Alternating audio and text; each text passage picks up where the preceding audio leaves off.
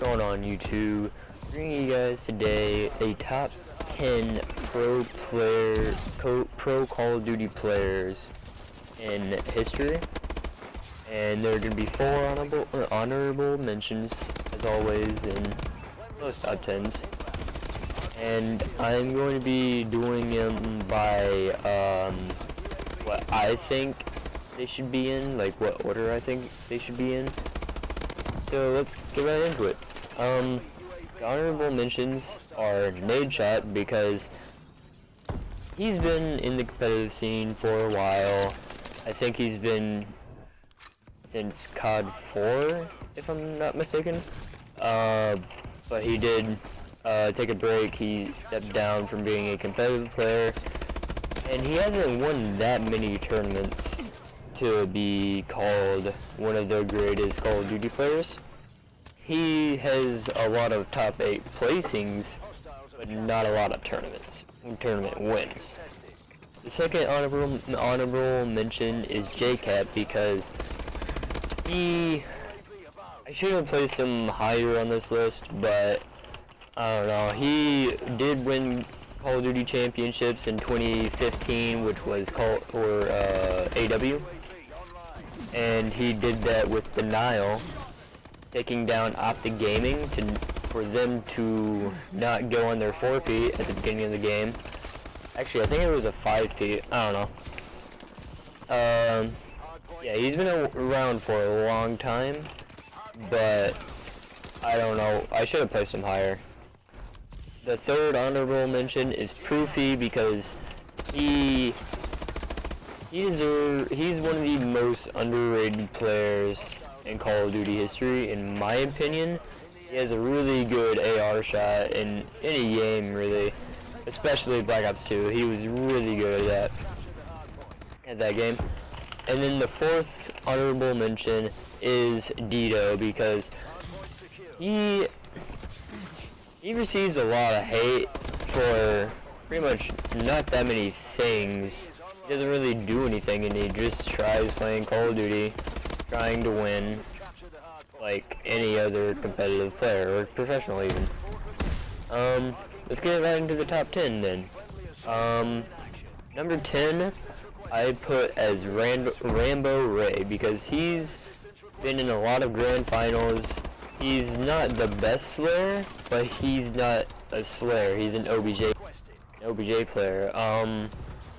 In my opinion, he's either as smart, if not smarter, than Nadeshot, which pretty bold statement actually, because Nadeshot's pretty smart. I don't know. He's a really good player, both of them. Number 9 is Stainville. I know, like, that's not on most top 10s, but he's been in more grand finals than most of these people on this list. Well, not most of them, but some of them.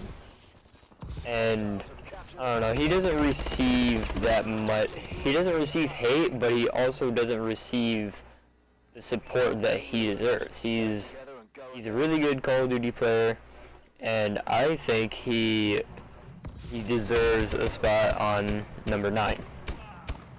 Number 8 on this list is Killa, because he's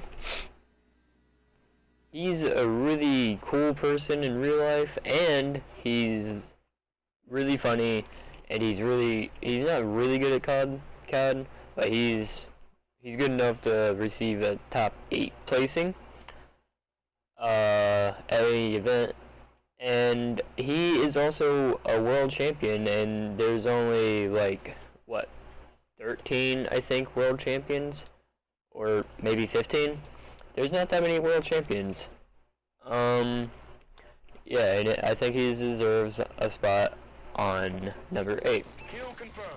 Number 7, Formal. He is one of the best FPS players on console, because he has won a Halo championship and a Call of Duty championship, and there's no pro who has ever done that in history.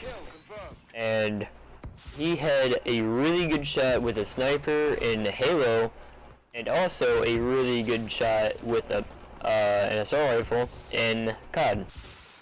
He helped Envious and Ghost to win Season 3 playoffs, which, I mean, that's not an easy thing to do, especially since EG was in the Season 3 playoffs.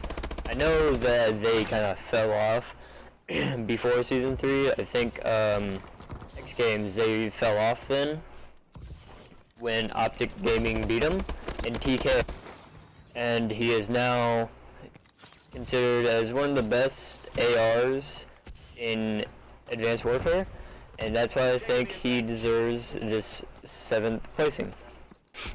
Number 6 on this list is TP because he is one of the smartest OBJ players in COD history, and he's won 18 championships, and he was a part of the Complexity lineup whenever they were a thing. But now he's probably one of the most underrated players in any other Call of Duty. He kind of fell off in AW though. He got 5th at Dallas. But in my opinion, he still deserves a spot on number 6. Number 5 on this list is Karma because he also is one of the most underrated players in COD history. He has won 2 world championships, which isn't the easiest thing to do, especially with such high caliber teams in Black Ops 2 and Ghost. I mean, he was on the Complexity lineup, or EG lineup I should say, in Ghost, so I mean, that team won so many championships that it was, they kind of were the most favorited to win Call of Duty Championship in Call of Duty Ghost, but that's why I think he deserved a number 5 spot on this list. Number 4 on this list is Big Timer, the 13-time world, or not world champion, champion. He has retired though, that was a shame. He probably could have won a lot more tournaments with Optic, but I think since he's won 13 championships, he kind of deserves number 4 spot on this list. He's also a veteran in like professional COD.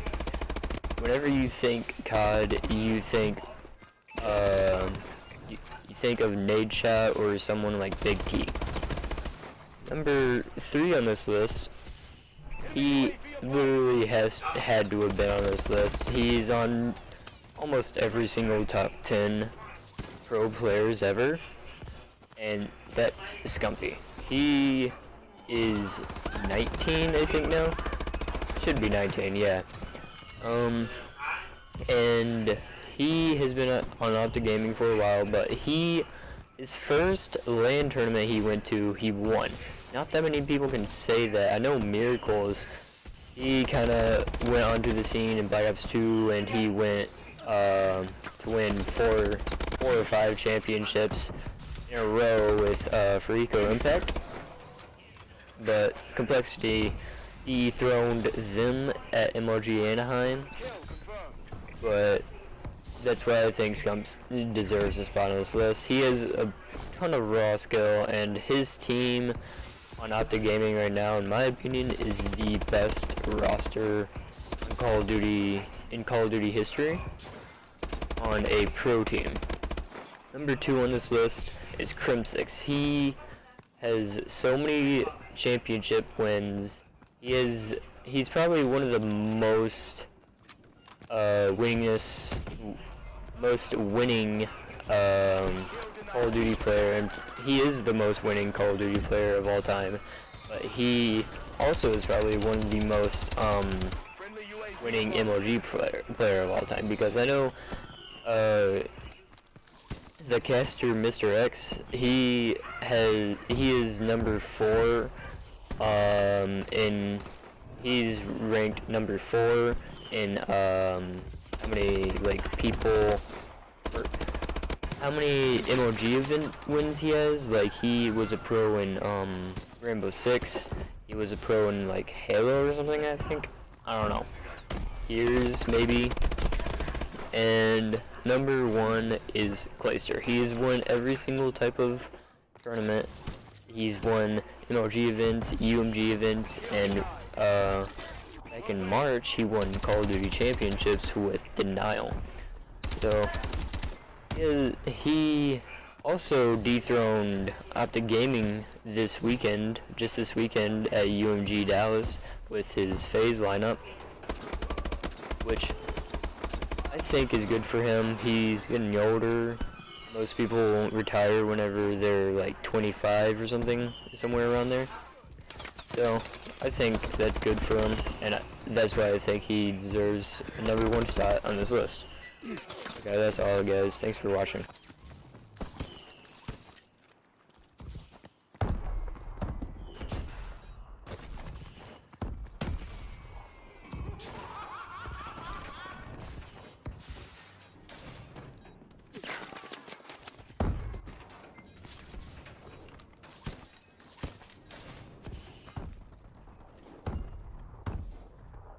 Well done, Sentinel.